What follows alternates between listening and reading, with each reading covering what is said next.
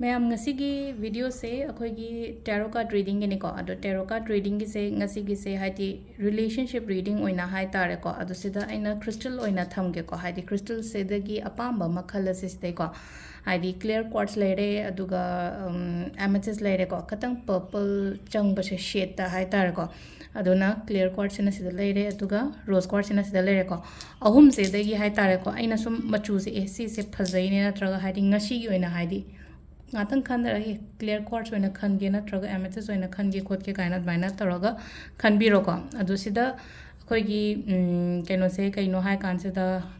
lokthok tori ba card se ko haidi sum ai gi partner se ai gi damak ta perfect oi bra ko haidi sum aduga ma se sum ma gi wakhan se hojikan se sum kai lege kaina ga dumaina hai tare ko haidi sida nga sai gi haidi akhoi gi pakhang le shabi khatang gi nattabi da ko haidi even haidi married power da ko ai gi husband ai kaino se na haidi ma gi kaino hai sum kai khan ge ko haidi mai wakhan se haidi ai gi damak ta kari khan bi ge haidi future se kamaina taw ga da ge khot ka da ge ko haidi ma gi planning leina ko haidi ma se na haidi krai phaw ba khan ge khot ke hai ba do adugi matang do oi doi ne ko aduga sigi relationship se perfect oibra oidabra ko hadi adugi matang du su yengminarase ko ado khwai first ta ahum sidagi ama khalase ko ama se rose quartz an loktu oge ko khwai first ta ko sigi yengase ko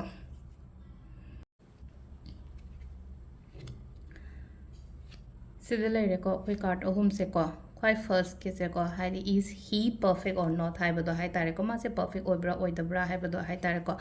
मासे perfect ओइ को हाइदी perfect ओइ high मी अमा ओइबदा मतिक चाबा खोटपा अदुमाइना high तारे को हाइदी थबा इंखांग करिकरा होटनाबा कनबा मी गुम्बा अदुमाइना ओइना ओइबा high तारे को हाइदी obstacle challenges करिकरा ला आगसु को अदुम मा अदुम फोकस तौबदो हाइ तारे को अदुमाइना गुम्बा तौबा हाइ तारे को अदुम सक्सेसफुल ओइगदबा मी नि को मसागी ओइना हाइरगसु को अदु हाइदी मासे perfect ओइबा मीरा आइगिदमक्ता हाइरगदी ओइ को अदो खितंग को हाइदी अमु हाइदी फैमिली की सुदुम यामना खनबदो हाइ तारे को फैमिली की हाइरगदी कमाइना नो हाइ कांसिदा हाइदी समटाइम्स हाइदी अखोइना लुहोंग मतुंग ददी मी से लेना को हाइदी वाइफ ना पामबसे हाइदी नत्रगा हाइदी आइगा खंगनरिबा नुपी नत्रगा नुपा आइन पाम हाइदी आइगोंदना हेना खतंग इंपोर्टेंस को पिहनिंगबदो अदाइ कांदुदा हाइ तारे को दुम मागी कैनो ओइना हाइदी फर्स्ट प्रायोरिटी से हाइदी पेरेंट्स दा कैदा हाइ तारे इमुंग मनुंगी यामना खनबा खोटपा अदुमाइना दुम ओइगनबा ओइना ओइ को अदुगा हाइ तारे को हजिक मागी ओइना मागी करी सुम मागी थॉट्स मागी कैनो का हाइ तारे को हाइदी मंगोंदा हजिक की ओइना हाइरगदी को सम काइंड ऑफ स्ट्रेस कुंबा कैगुंबा लेबा खोटपसिना को हाइदी नंगोंदा मतम पीदबा नत्रगा हाइ तारे को वरी शाबदा गुंबा हाइ तारे खतंग नुआइतबा खोटबा अदुमाइना खरा फील तौगनी it just a temporary phase नि को से हाइदी से अदुम हयेंग वाइ फावबा लेनी हाइबा लेते को हाइदी मी से मागी मसागी प्रॉब्लम लेरगदी लेना को हाइदी रिलेशनशिप सिदा फोकस तौबा ngamdedana ko aduduna hai tare ko haidi mangonda magi thabaki ni khangde inkhang ki ni khangde na taga atopa hai tare ko हाइजो हाइदो ओइबा सिगी मी से को हाइदि नंगोंदा जो हाइदो ओइ हाइदि मागी लेरिबा प्रॉब्लम दो तुम मसा मथन सुम खंजलगा हाइ तारे को मंगोंदा खरा लेइबदुना आइगोंदा मतम सिदा अमु हाइदि गाइडेंस से कै हाइगे हाइ कांसिदा को मतम पियो को मतम पियो स्पेस पिनो हाइरगदि कैनो हाइ कांसिदा को अखोइना रिलेशनशिप द स्पेस हाइदि गिरि तक्तबिदा हाइदि नंग कैदौरी नंग दु हंगबै मोता को हाइदि मंगोंदा सु मागी स्पेस पिबिबा हाइ तारे को हाइदि माना तौनिंगमा मतमदा तौजरक्सनिदा हाइदि मादो क्या है नी मंगोंदा मागी माई थबक चिंदना तौरिनी ओरंगनी खोलिनी ओरंगनी हाइन अदुमाइना खतंग खलगा मंगोंदा स्पेस खरा पीबीबा खोपीबा हाइता अंडरस्टैंड तौबीबा को मासे को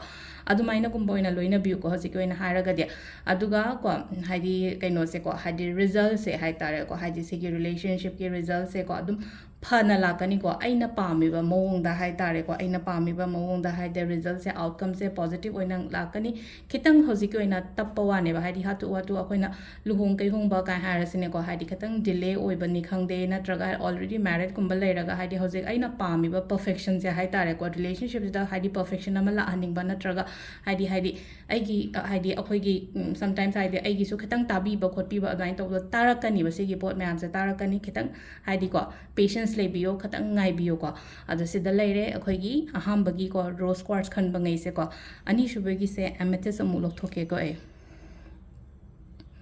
sida leire ko amethyst ki crystal se ko mamuka 3 cards amu lokho yengminara se mathangi sina amethyst ki crystal gi se ko sida so same ahum sumaina lokho ko 1 2 3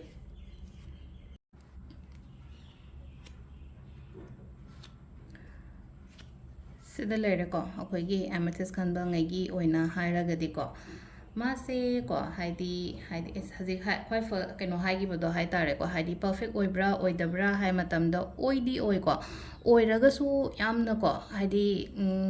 decision ꯂꯧꯕꯒꯨꯝꯕꯗ ꯌꯥꯝ ꯍꯥꯊꯨ ꯍꯥꯊꯨ ꯂꯧꯕꯒꯨꯝꯕ ꯍꯥꯏꯗꯤ ꯈꯟꯊꯕ ꯉꯝꯗꯕ ꯍꯥꯏꯇꯥꯔꯦꯀꯣ ꯑꯗꯨꯝꯕ ꯄꯔꯁꯅꯦꯂꯤꯇꯤ ꯑꯣꯏꯅ ꯈꯤꯇꯪ ꯍꯥꯏꯐꯦꯠ ꯑꯣꯏꯀꯣ ꯍꯥꯏꯗꯤ ꯃꯤꯅ ꯗꯛꯂꯥꯎ ꯍꯥꯏꯔꯒ ꯌꯥꯝꯅ ꯕꯤꯁ꯭ꯋꯥꯁꯀ ꯂꯩꯕꯗꯣ ꯍꯥꯏꯇꯥꯔꯦꯀꯣ ꯑꯗꯨꯝꯕ ꯃꯤ ꯍꯥꯏꯇꯥꯔꯦꯀꯣ ꯍꯥꯏꯗꯤ ꯁꯝꯇꯥꯏꯝ ꯍꯥꯏꯗꯤ ꯆꯍꯤꯁꯦ ꯉꯁꯥꯏꯒꯤ ꯑꯩꯈꯣꯏꯅ ꯆꯍꯤꯁꯦ 95 ꯁꯨꯔꯒꯁꯨ ꯍꯥꯏꯗꯤ ꯁꯝꯇꯥꯏꯝ ꯏꯝꯃꯤꯆ꯭ꯌꯣꯔꯗꯧꯅ ꯕꯤꯍꯦꯞꯀ ꯇꯧꯕ ꯃꯤꯁꯨ ꯂꯩꯅꯀꯣ ꯑꯉꯥꯡ ꯃꯆꯥꯗꯧꯅ ꯇꯧꯕꯗꯣ ꯑꯃꯨꯛꯀ ꯍꯥꯏꯗꯤ ꯀꯩꯅꯣ ꯇꯧ ꯃꯤꯅ ꯍꯦꯛ ꯍꯥꯏꯔꯛꯄꯗ ꯗꯛꯂꯥꯎ ꯂꯧꯁꯟꯕꯤ ꯈꯣꯠꯆꯟꯕꯤ ꯑꯗꯨꯃꯥꯏꯅ ꯑꯗꯨꯝꯕ ꯈꯔꯁꯨ ꯂꯩꯀꯣ ꯐꯗꯤ ꯐꯩ ꯑꯗꯨꯒ ꯍꯥꯏꯗꯤ ꯃꯥꯒꯤ ꯑꯩꯈꯣꯏꯒꯤ ꯅꯦꯒꯦꯇꯤቭ ꯄꯥꯔꯠ ꯅꯦꯒꯦꯇꯤቭ ꯄꯣꯏꯟꯠ ꯍꯥꯏꯔꯒꯅꯦꯀꯣ ꯉꯁꯥꯏꯒꯤ ꯑꯩꯅ ꯍꯥꯏꯁꯦꯀꯣ ꯗꯛ ꯀꯩꯅꯣ ꯇꯧꯕ ꯈꯣꯠꯄ ꯍꯥꯏꯇꯥꯔꯦꯀꯣ ꯍꯦꯛꯇ ꯑꯣꯏꯔꯕꯣꯏ ꯅꯤꯡꯉꯒ ꯑꯗꯨꯃꯥꯏꯅ ꯍꯥꯏꯇꯥꯔꯦ ꯕꯪ ꯂꯥꯎꯅ ꯅꯪꯉꯣꯟꯗꯒ ꯁꯥꯎꯖꯜꯂꯛꯄ ꯈꯣꯠꯆꯜꯂꯛꯄ ꯍꯥꯏꯇꯥꯔꯦꯀꯣ ꯃꯤ ꯑꯃꯅ ꯀꯩꯅꯣꯝꯃ ꯇꯝꯃꯛꯄ ꯈꯣꯠꯂꯝꯕ ꯃꯇꯝꯗꯒ ꯍꯥꯏꯇꯥꯔꯦꯀꯣ ꯋꯥꯈꯟꯁꯦ ꯍꯥꯏꯇꯥꯔꯦꯀꯣ ꯍꯥꯏꯗꯤ ꯑꯗꯨꯝ ꯑꯉꯥꯡꯗꯧꯅ ꯍꯥꯏꯇꯥꯔꯦꯀꯣ ꯑꯉꯥꯡꯗꯧꯅꯅꯤ ꯈꯪꯗे ꯆꯝꯅꯅꯤ ꯈꯪꯗꯦ ꯑꯗꯨꯃꯥꯏꯅꯁꯨ ꯈꯔꯁꯨ ꯑꯗꯨꯝ ꯂꯩꯊꯣꯛꯄꯗꯣ ꯍꯥꯏꯇꯥꯔꯦꯀꯣ ꯑꯗꯣ ꯍꯣꯠꯅꯕ ꯈꯣꯠꯄ ꯑꯗꯨꯝ ꯍꯥꯏꯇꯥꯔꯦꯀꯣ ꯍꯣꯠꯅꯒꯦ ꯍꯥꯏꯅꯗꯤ ꯃꯥꯁे ꯈꯜꯂꯒ ꯍꯥꯏꯇꯥꯔꯦꯀꯣ ꯑꯗꯨꯝ ꯍꯧꯖꯤꯛꯁꯦ ꯂꯩꯕꯗꯤꯀꯣ ꯍꯥꯏꯗꯤ ꯊꯕꯛ ꯏꯪꯈꯥꯡꯁꯦ ꯇꯧꯒꯦ ꯈꯣꯠꯀꯦ ꯍꯥꯏꯅ ꯈꯟꯕꯒꯤꯀꯣ ꯑꯗꯣ ꯍꯧꯁꯨ ꯑꯗꯨꯝ ꯈꯔ ꯑꯃꯗꯤ ꯑꯗꯨꯝ ꯍꯧꯔꯝꯕꯁꯨ ꯌꯥꯏꯀꯣ ꯃꯥꯒꯤ ꯑꯣꯏꯅꯀꯣ ꯑꯗꯨꯒ ꯄ꯭ꯔꯦꯖꯦꯟ ꯑꯦꯅꯔꯖꯤ ꯑꯃꯨꯛ ꯃꯥꯒꯤ ꯍꯥꯏꯔꯒꯗꯤꯀꯣ ꯄ꯭ꯔꯦꯖꯦꯟ ꯃꯥꯅ ꯀꯩ ꯈꯜꯂꯤ ꯈꯣꯠꯂꯤ ꯍꯥꯏꯕ ꯃꯇꯝꯁꯤꯗꯀꯣ ꯑꯗꯨꯝ ꯌꯥꯝ ꯊꯨꯅ ꯀꯩ ꯍꯥꯏꯅꯤ ꯅꯪꯉꯣꯟꯗ ꯀꯩꯅꯣꯝꯃ ꯍꯥꯏꯔꯛꯄ ꯃꯇꯝꯗ ꯌꯥꯝ ꯊꯨꯅ ꯍꯥꯏꯔꯛꯄꯁꯨ ꯌꯥꯏꯑꯕ ꯍꯥꯏꯗꯤ ꯄ꯭ꯔꯄꯣꯖꯜꯅꯤ ꯈꯪꯗꯦ ꯑꯃꯅꯤ ꯈꯪꯗꯦꯀꯣ ꯑꯗꯣ ꯁꯤꯁꯤꯅ ꯍꯦꯛꯇ ꯍꯥꯏꯇꯥꯔꯦꯀꯣ ꯍꯥꯏꯗꯤ ꯃꯥꯅ ꯀꯩꯅꯣꯝꯃ ꯌꯥꯝ ꯊꯨꯅ ꯐꯣꯡꯗꯣꯔꯛꯑꯒꯁꯨꯀꯣ ꯍꯥꯏꯗꯤ ꯀꯃꯤꯇꯦꯠ ꯑꯣꯏꯕꯒꯤ ꯀꯩꯅꯣꯗꯤ ꯀꯌꯥꯗꯤ ꯄꯥꯛꯇꯤ ꯍꯥꯏꯔꯣꯏꯕ ꯁꯤꯒꯤ ꯃꯤꯁꯦ ꯍꯥꯏꯇꯥꯔꯦꯀꯣ ꯍꯥꯏꯗꯤ ꯉꯁꯥꯏꯒꯤ ꯃꯥꯒꯤ ꯊꯕꯛꯇꯨꯗ ꯍꯥꯟꯅ ꯍꯥꯏꯇꯥꯔꯦꯀꯣ ꯍꯥꯏꯗꯤ ꯐꯣꯀꯁ ꯇꯧꯈꯤꯕꯅꯤ ꯈꯪꯗꯦ ꯅꯠꯇ꯭ꯔꯒ ꯃꯤ ꯑꯃꯅ ꯀꯩꯅꯣꯝ ꯍꯥꯏꯔꯛꯑꯒ ꯍꯥꯏꯗꯤ ꯗꯛ ꯂꯥꯎꯅ ꯃꯥꯏꯟ ꯆꯦꯟꯖ ꯇꯧꯕꯅꯤ ꯈꯪꯗꯦ ꯑꯗꯨꯝꯕꯁꯦꯀꯣ ꯍꯥꯏꯗꯤ ꯐ꯭ꯂꯤꯞ ꯇꯧꯕꯗꯣ ꯌꯥꯝꯅꯒ ꯍꯥꯏꯇꯥꯔꯦꯀꯣ ꯑꯗꯨꯝꯕ ꯄꯔꯁꯅꯦꯂꯤꯇꯤ ꯑꯣꯏꯅ ꯑꯣꯏꯕ ꯍꯥꯏꯇꯥꯔꯦꯀꯣ ꯃꯥꯁꯦꯀꯣ ꯑꯗꯣ ꯍꯥꯏꯇꯥꯔꯦꯀꯣ ꯍꯥꯏꯗꯤ ꯇꯨꯡꯗꯕꯨꯗꯤ ꯀꯩꯅꯣꯕꯨꯗꯤ ꯂꯥꯛꯀꯅꯤꯀꯣ ꯃꯥꯒꯤ ꯁꯥꯏꯠꯇꯒꯤ ꯄ꯭ꯔꯄꯣꯖꯜꯕꯨꯗꯤ ꯂꯥꯛꯀꯅꯤꯀꯣ ꯍꯥꯏꯗꯤ ꯃꯦꯔꯦꯖ ꯀꯩꯀꯥ ꯑꯗꯨꯗꯨꯀꯣ ꯍꯥꯏꯗꯤ ꯂꯨꯍꯣꯡꯗ꯭ꯔꯤꯕ ꯃꯤ ꯑꯣꯏꯔꯒꯅꯀꯣ ꯑꯗꯨꯒ ꯑꯇꯣꯞꯄ ꯉꯁꯥꯏꯒꯤ ꯍꯥꯏꯗꯤ ꯑꯣꯜꯔꯦꯗꯤ ꯃꯦꯔꯦꯠꯀꯨꯝꯕ ꯂꯩꯔꯒꯁꯨꯀꯣ ꯍꯥꯏꯗꯤ ꯑꯐꯕ ꯀꯩꯅꯣꯗꯤ ꯂꯥꯛꯀꯅꯦꯕ ꯑꯗꯣ ꯃꯥꯁꯦ ꯍꯦꯟꯗꯜ ꯇꯧꯕ ꯃꯇꯝꯗꯀꯣ ꯑꯩꯅ ꯍꯥꯏꯁꯦ ꯈꯤꯇꯪ ꯍꯥꯏꯇꯥꯔꯦꯀꯣ ꯑꯩꯅ ꯁꯤꯡꯅ ꯍꯦꯟꯗꯜ ꯇꯧꯒꯗꯕ ꯃꯤꯅꯦꯕ ꯍꯥꯏꯗꯤ ꯅꯨꯄꯥꯗ ꯑꯣꯏꯔꯣ ꯅꯠꯇ꯭ꯔꯒ ꯅꯨꯄꯤꯗ ꯑꯣꯏꯔꯣꯀꯣ ꯍꯥꯏꯗꯤ ꯈꯤꯇꯪ ꯆꯥꯏꯜꯗꯤꯁ ꯕꯤꯍꯦꯕꯤꯌꯔ ꯑꯣꯏꯕꯅꯤꯅꯀꯣ ꯍꯥꯏꯗꯤ ꯑꯩꯈꯣꯏꯅ ꯍꯥꯏꯗꯤ ꯃꯤ ꯉꯁꯥꯏꯒꯤ ꯌꯨꯝ ꯄꯥꯟꯕ ꯅꯠꯇ꯭ꯔꯒ ꯀꯩꯅꯣ ꯍꯥꯏꯁꯤꯗꯣ ꯍꯥꯏꯗꯤ ꯆꯀꯥ ꯑꯅꯤꯁꯦ ꯆꯞ ꯃꯥꯟꯅꯅ ꯆꯠꯇꯣꯏꯅꯦ ꯍꯥꯏꯗꯤ ꯑꯃꯁꯤꯅ ꯍꯥꯏꯗꯤ ꯄꯪꯆꯔ ꯅꯠꯇ꯭ꯔꯒ ꯑꯃꯁꯤꯅ ꯐꯩꯕ ꯃꯇꯝꯗ ꯍꯥꯏꯇꯥꯔꯦ ꯒꯥꯔꯤꯗꯣ ꯑꯦꯛꯁꯤꯗꯦꯟ ꯊꯣꯛꯀꯅꯤꯅ ꯑꯗꯨꯗꯨꯅ ꯍꯥꯏꯗꯤ ꯑꯩꯅ ꯈꯔ ꯍꯩꯅ ꯑꯃꯨꯛ ꯍꯥꯏꯇꯥꯔꯦꯀꯣ ꯍꯥꯏꯗꯤ ꯍꯧꯖꯤꯛ ꯉꯁꯤ ꯚꯤꯗꯤꯑꯣ ꯇꯥꯔꯤꯕ ꯃꯤ ꯍꯥꯏꯇꯥꯔꯦꯀꯣ ꯑꯗꯨ ꯈꯤꯇꯪ ꯍꯩꯅ ꯂꯣꯏꯅꯕ ꯍꯥꯏꯇꯥꯔꯦꯀꯣ ꯃꯥꯁꯦ ꯐꯖꯅ ꯂꯣꯏꯅꯕꯤꯔꯒꯗꯤꯀꯣ ꯍꯥꯏꯗꯤ ꯔꯤꯂꯦꯁꯟshipꯁꯦ ꯍꯥꯏꯇꯥꯔꯦꯀꯣ ꯏꯠ ꯋꯤꯜ ꯕꯤ ꯑ ꯚꯦꯔꯤ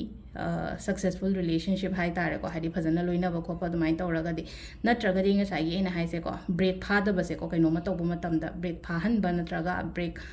ꯑꯩꯈꯣꯏꯅ ꯐꯥꯕꯤꯕ ꯑꯃ ꯌꯥꯝ ꯗꯔꯀꯥꯔ ꯑꯣꯏꯀꯣ ꯌꯥꯝꯅ ꯑꯗꯨꯗꯨꯅ ꯍꯥꯏꯗꯤ ꯃꯥꯅ ꯁꯥꯎꯔꯛꯑꯦ ꯈꯣꯠꯂꯦ ꯍꯥꯏꯔꯒꯁꯨ ꯑꯩꯅ ꯍꯟꯕꯤꯗꯕ ꯍꯥꯏꯇꯥꯔꯦꯀꯣ ꯃꯥꯁꯦ ꯃꯁꯥꯒꯤꯅꯤꯀꯣ ꯍꯥꯏꯅ ꯑꯗꯨꯃꯥꯏꯅ ꯈꯟꯗꯣꯛꯄꯤꯔꯒ ꯍꯥꯏꯇꯥꯔꯦꯀꯣ ꯑꯗꯣ ꯁꯤꯗ ꯂꯩꯔꯦ ꯑꯩꯈꯣꯏꯒꯤ ꯑꯦꯃꯦꯊꯤꯁꯀꯤ ꯑꯣꯏꯅ ꯀꯩꯅꯣꯁꯦꯀꯣ ꯀꯥꯔꯗ ꯔꯤꯗꯤꯡꯁꯦ ꯃꯊꯪꯒꯤꯁꯦ ꯀ꯭ꯂꯤꯌꯔ ꯀ꯭ꯋꯥꯔꯠꯁ ꯈꯛꯇꯪ ꯉꯥꯏꯔꯦꯀꯣ ꯀ꯭ꯂꯤꯌꯔ ꯀ꯭ꯋꯥꯔꯠꯁꯦ ꯑꯃꯨꯛ ꯌꯦꯡꯃꯤꯟꯅꯔꯁꯦ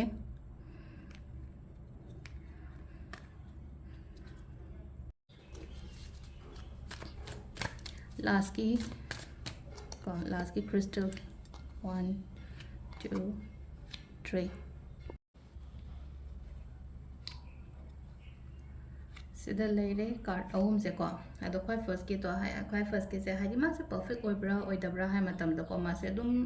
ꯄꯔꯐꯦꯛ ꯄꯔꯁꯟꯗꯤ ꯑꯗꯨꯝ ꯑꯣꯏꯀꯣ ꯍꯥꯏꯗꯤ ꯌꯥꯝꯅ ꯏꯖꯤ ꯒꯣꯋꯤꯡ ꯑꯣꯏꯕ ꯄꯔꯁꯟꯒꯨꯝꯕ ꯍꯥꯏꯇꯥꯔꯦꯀꯣ ꯑꯗꯨꯝ ꯌꯥꯝꯅ ꯐꯖꯅ ꯑꯗꯨꯝ ꯆꯠꯃꯤꯟꯅꯕ ꯂꯣꯏꯅꯕꯗ ꯅꯨꯡꯉꯥꯏꯒꯗꯕ ꯃꯤꯗꯤ ꯑꯣꯏ ꯑꯗꯨꯒ ꯍꯥꯏꯗꯤ ꯊꯕꯛ ꯍꯥꯏꯗꯤ ꯑꯩꯈꯣꯏꯒꯤꯅꯦꯀꯣ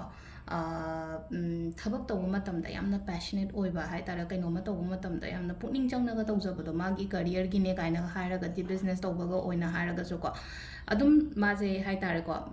ꯍꯥꯏꯗꯤ ꯃꯦꯅꯦꯖ ꯇꯧꯕ ꯍꯩꯕ ꯃꯤꯁꯨ ꯑꯗꯨꯝ ꯑꯣꯏꯀꯣ ꯍꯥꯏꯗꯤ ꯊꯕꯛ ꯏꯪꯈꯥꯡ ꯃꯦꯅꯦꯖ ꯇꯧꯕ ꯍꯩꯕ ꯈꯣꯠꯄ ꯑꯗꯨꯗꯨꯅ ꯍꯥꯏꯗꯤ ꯄꯔꯁꯟꯒꯤ ꯑꯣꯏꯅꯀꯣ ꯏꯁ ꯍꯤ ꯄꯔꯐꯦꯛ ꯑꯣꯔ ꯅꯣꯠ ꯍꯥꯏꯔꯛꯄ ꯃꯇꯝꯗꯗꯤꯀꯣ ꯑꯗꯨꯝ ꯃꯥꯁꯦ ꯍꯣꯠꯅꯕ ꯀꯟꯕ ꯃꯤ ꯍꯥꯏꯔꯒꯗꯤ ꯀꯩꯗꯧꯕꯒꯤ ꯄꯔꯐꯦꯛ ꯑꯣꯏꯔꯣꯏꯗꯣꯏꯅꯣꯀꯣ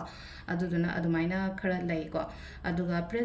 ꯄ꯭ꯔꯦꯖꯦꯟ ꯁꯨꯝ ꯃꯥꯅ ꯁꯨꯝ ꯈꯟꯕ ꯈꯣꯠꯄꯁꯦꯀꯣ ꯍꯥꯏꯗꯤ ꯁꯨꯝ ꯍꯧꯖꯤꯛꯁꯦ ꯃꯇꯝ ꯑꯣꯏꯀꯣ ꯔꯤꯂꯦꯁꯟshipꯁꯤꯗ ꯃꯇꯝ ꯄꯤꯗꯕꯁꯦ ꯀꯩꯒꯤꯅೋ ꯍꯥꯏ ꯃꯇꯝꯁꯤꯗ ꯍꯥꯏꯗꯤ ꯃꯥꯒꯤ ꯍꯥꯏꯗꯤ ꯀꯩꯅꯣꯒꯤ ꯑꯣꯏꯅ ꯍꯥꯏꯔꯒꯗꯤꯀꯣ ꯍꯧꯖꯤꯛꯁꯦꯀꯣ career focus tauba ko career da focus tauba plus hai tare ko mangonda kitang hai tare ko magi financial obstacles gumba leiba khotpa sugumba maram sina hai tare ko yam ka haina haidi aigi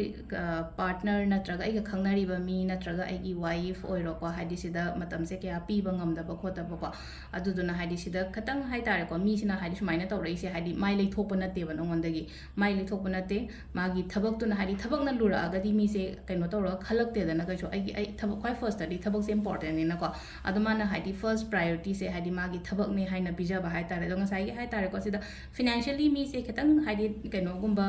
weak natraga down chalakpa matam dadi amuka hena so stress lai da na ko aduduna ne ko haidi mana haidi magi behavior da ga dum change gumba lakpa uba se abi shauga langba ko ba hai tare ko haidi phanglauna sagot pi ko pe dumaina gumba tawba ko pa so dum bagi signs dum kha lai gani ko ado haidi ado magi career se dum magi ona turning point se ko haidi phabudi dum pharakpa oiba khotpa hai tare ko sida ado mathangi ko haidi mathangi last ki sina hai tare ko haidi kamaina tawgadage haidi tungda ko haidi sigi relationship su haidi karma mong da lakadage do yam hairage ko mase yamna responsible person oibadi oiko haidi responsible oiba person hairagadi ngasai responsibility se aigi wife natraga aigi kaino gidang khalak tabi da ko ategi su yum gi su dum khalakpa thabak gi su dum khalakpa ko pa aduduna maram oiraga hai tare ko khatang hai tare ko akhoi gi nungsiba khotpa hai tare ko sung mayam se haidi kitang handarakpa ko pa dumaina kitang sign khara lei ko aduduna sida akhoina tawudab se kari no hai kan se da ko haidi ishana su hai tare ko aina aigi partner du da hai tare ko matam pibiba hai tare ko matam pibiba haragati quality time hai tare ko ngasai gi leimina ba matam da ngasai gi haidi hala aga lemin tumin jamina ba adu khatang na hai tare quality time hai ba do ko de da na ko mi se hala matung da hai tare ko ai ga loina riba mi do ngasai phone da oiro na traga ai ga lem already lemina ba mi oiraga su ko ngasi kamai tawrake nang thabak ngasai chatlu bo do kai tawrage haidi concern do hai tar utlo ba ai gi kaino do da partner do da ko haidi na tabi da ngasai gi nang aina hai ba se yade na traga aina adu tawro haraga nang hajibu tawde khote hai ba gi adu gi kaino do mangon da tawbi ga no ba haidi mangon da hai tare ko haidi sum akoina ko mental support hai ga tra ko